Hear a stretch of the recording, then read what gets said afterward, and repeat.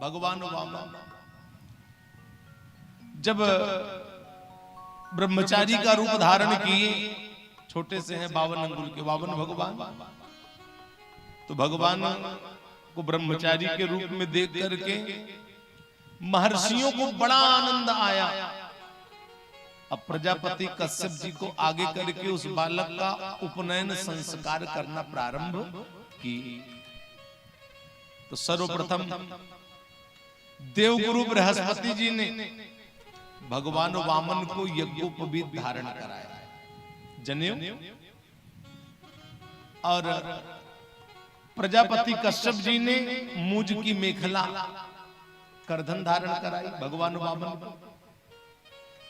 पृथ्वी देवी ने मृग चर्म दिया आसन के लिए भगवान वामन को, और माता अदिति ने कौपीन एवं कटिवस्त्र दिया धारण करने के लिए, और आकाश ने छत्र दिया, ब्रह्मा जी ने कमंडल दिया, सप्तर्षियों ने कुश दिया, और सरस्वती जी ने रुद्राक्ष की माला दी भगवान वामन। और कुबेर ने भिक्षा मांगने का पात्र दिया भगवान वामन, और स्वयं भगवती उमा ने भगवान वामन को भिक्षा दिया। और इस प्रकार से ब्रह्म तेज से युक्त होकर के भगवान वामन राजा बलि की यज्ञशाला की तरफ चल पड़े।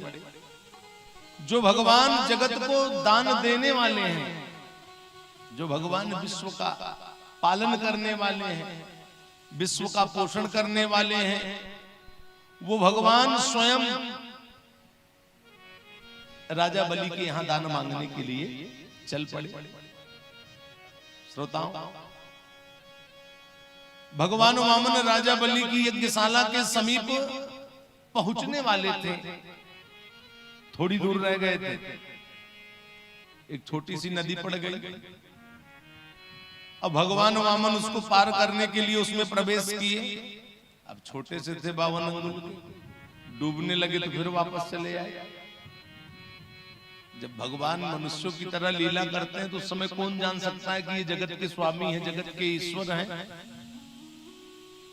ये वही भगवान है।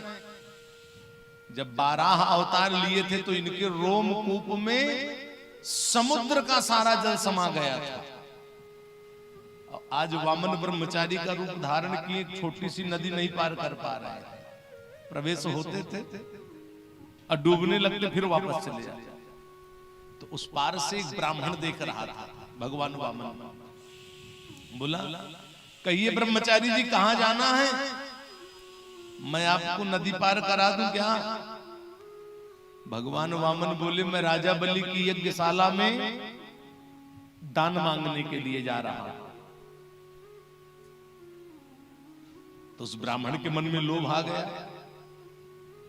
कि अरे, ये ब्रह्मचारी जी को तो जब राजा बलि देखेंगे तो अपना सब कुछ दान में दे देंगे। ब्राह्मण के मन में लोभ आ गया, बोला, ब्रह्मचारी जी, मैं एक शर्त पे आपको नदी पार कराऊंगा। भगवान वामन बोले, पंडित जी बताइए क्या शर्त है? तो उस ब्राह्मण ने कहा कि देखो ब्रह्मचारी जी, राजा बलि आपको जो कुछ भी दान में देंगे उसमें से आधा मेरे को देना पड़ेगा। भगवान वामन बोले, आधा की क्या बात करते हो पंडित जी, पूरा ले लेना, चलो पहले नदी तो पार कराओ। वो ब्राह्मण भगवान वामन को अपने कंधे पर बैठाया नदी पार कराने के लिए।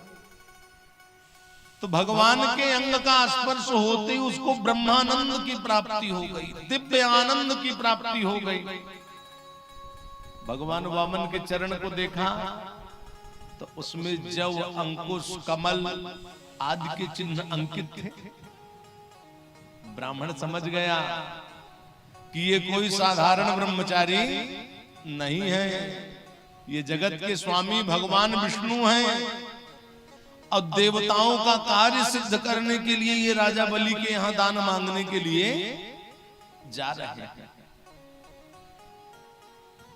नदी पार कराया, अब कंधे से भगवान वामन को उतारा, चुपचाप ब्राह्मण जाने लगा। भगवान वामन देख के बोले पंडित जी आधा दान नहीं चाहिए क्या? अब वो ब्राह्मण तुरंत भगवान वामन के चरणों में गिर पड़ा, दोनों हाथ जोड़ लिया, बोला प्रभु आप राजा बलि को ठगिए, मेरे को मत ठगिए। मैं जान गया आप कोई साधारण ब्रह्मचारी नहीं है, आप जगत के स्वामी भगवान विष्णु हैं। भगवान वामन उस ब्राह्मण को अपने दिव्य स्वरूप का दर्शन कराए।